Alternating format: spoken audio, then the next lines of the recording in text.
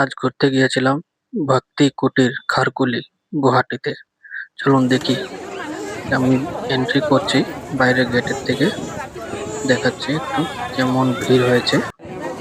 এই তো কিছু জিনিস পারচেস করার জন্য।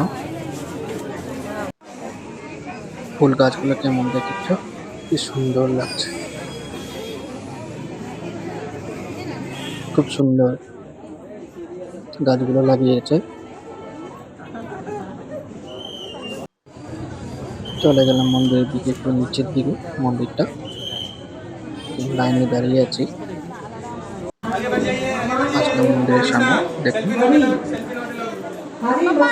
রাধা কৃষ্ণ মন্দির, কি সুন্দর তাই না? দেখুন ধূপকাঠি জ্বালানোর জন্য রেখেছে মন্দিরটা। লাইনে দাঁড়িয়ে আছি, তার মাঝখানে একটু ভিডিও করে নিয়েছি।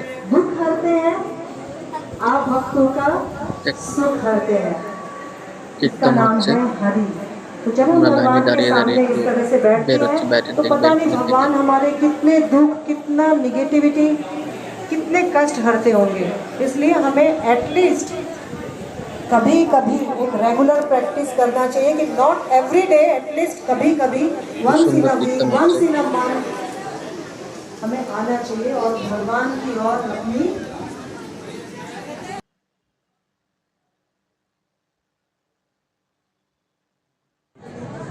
তো আমরা নিচে এসে বেরোচ্ছি। আমি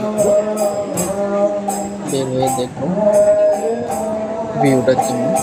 এখন কি সুন্দর বানিয়েছে উপরের যে ছাদের যে ডিজাইনিং গুলো করেছে, মাইন্ড ব্লোয়িং। খুব সুন্দর, খুব সুন্দর, খুব সুন্দর লাগছে।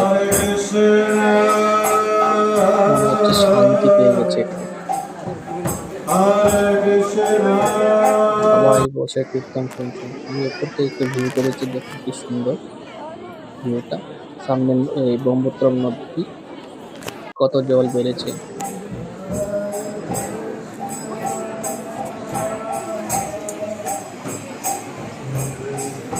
চলে যাচ্ছি আমি এখন নিচের দিকে। কি ভিড়, কি ভিড়।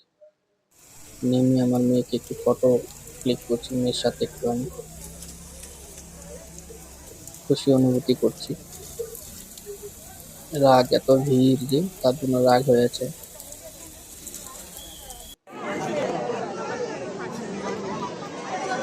আমার সাথে ধুমালি করছিল।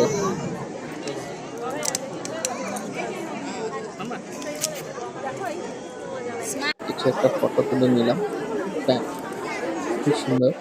সবাই, আমি, আমার মেয়ে, আমার ওয়াইফ।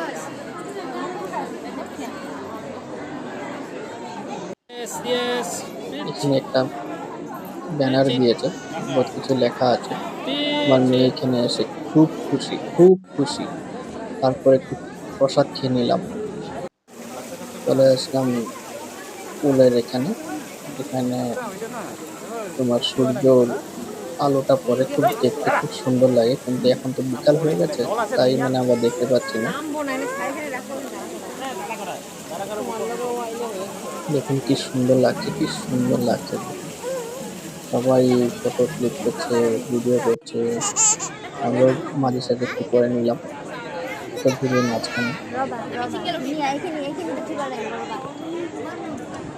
দেখুন ব্রহ্মপুত্র নদীর জল কত বেড়ে গেছে।